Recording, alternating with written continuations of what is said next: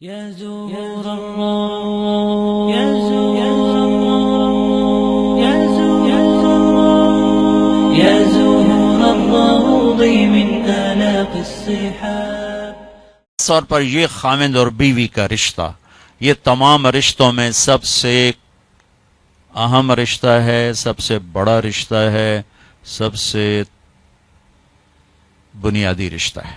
پہلا رشتہ جو اللہ تعالیٰ نے اس کائنات میں قائم کیا وہ آدم اور حوا، میاں بیوی کا پہلا رشتہ میاں بیوی کا ہے، اور جنت میں بھی رشتہ میاں بیوی کا ہی رہے گا۔ ہر آدمی اپنی بیوی کے ساتھ، ہر بیوی اپنے خاوند کے ساتھ پوری جنت میں الگ الگ رہیں گے۔ اور ابتدائے رشتہ انسانیت ہوئی ہے خاوند اور بیوی کے ساتھ۔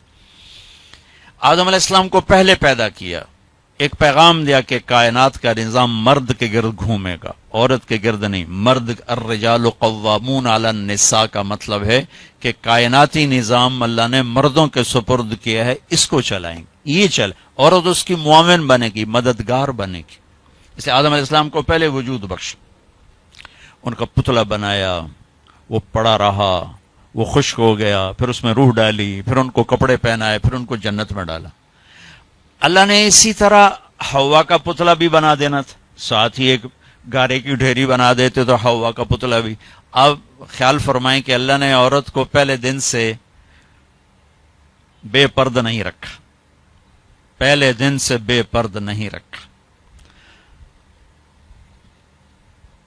اللہ تعالیٰ کے ایک ڈھیری ساتھ حوا کی بناتے تو وہ کیا مسئلہ تھا، فرشتے ہی ہیں اور تو کوئی ہے نہیں، اور اللہ تعالیٰ ایک ڈھیری بنا کے چل بھائی آدم بن گیا، چل بھائی ہوں حوا بھی بنا دے، وہ بھی بن جاندی، دونوں ہی پڑے ہوتے۔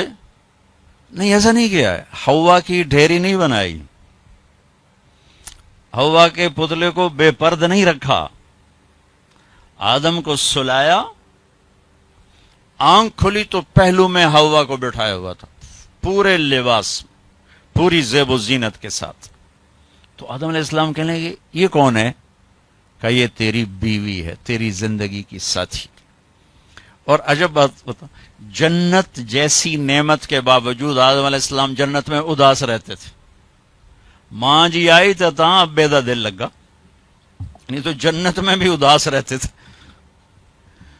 تو اللہ تعالیٰ نے نکاح پڑھایا، تو اللہ تعالیٰ نے کہا آدم بیگم کا مہر ادا کرو۔ تو یہ مہر پہلے دن سے ہے۔ مہر کیا چیز ہے؟ کسی کی بیٹی کی قیمت نہیں، وہ جو مالدار گھرانے کی بچی ہو یا کسی جھوپڑے کی بچی ہو، مہر کسی کی بیٹی کی قیمت نہیں ہوتا۔ تھوڑا رکھو یا ساری دنیا سونا بنا کے مہر بنا دو، ایک بال کی بھی قیمت نہیں۔ مہر ایک علامت ہے کہ آج کے بعد اس لڑکی کا خرچہ یہ لڑکا اٹھائے گا، جب تک وہ زندہ اور یہ نکاح قائم ہے، یہ خرچہ خاوند قوامون علی النساء، گھر کا نظام مرد چلائے گا۔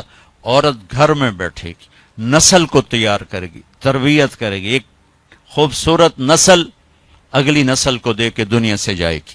بہت بڑی جاب ہے ہماری عورت کی۔ تو اللہ نے کہا مہر ادا کرو۔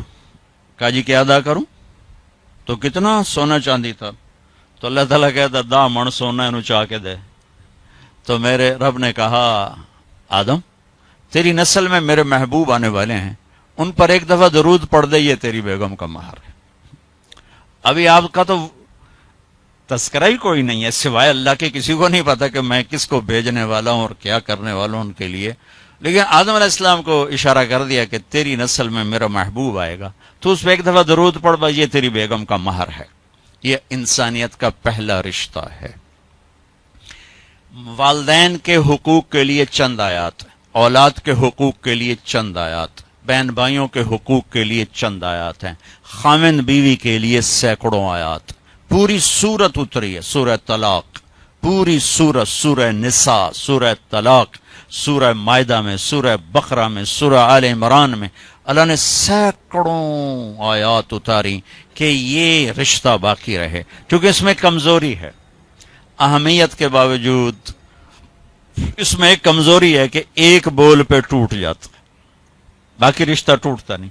میں اپنی ماں کا فرما بردار ہوں یا نافرمان ہوں، ماں بیٹے کا رشتہ نہیں ٹوٹتا، باپ کا باغی ہوں یا باپ کا خدمت گزار ہوں یہ رشتہ نہیں ٹوٹتا، بھائی سے لڑا ہوا ہوں یا صلح ہے یہ رشتہ نہیں ٹوٹتا، لیکن خاوند اور بیوی کا رشتہ ایک بول پہ ٹوٹ جاتا۔